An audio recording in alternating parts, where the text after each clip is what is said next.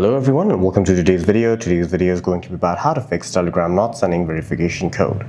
Once you hit start messaging, make sure that your country code and your phone number are correct before trying anything else. The other thing that you can try is toggling between your Wi-Fi and mobile data to see if that helps, and if it is a network issue, it'll get solved. The third thing that you can try is checking your other devices that you're logged into, as the Telegram code is usually sent there first. You can also hit next and then tap on sign in with Google if the Telegram code is not being sent to you.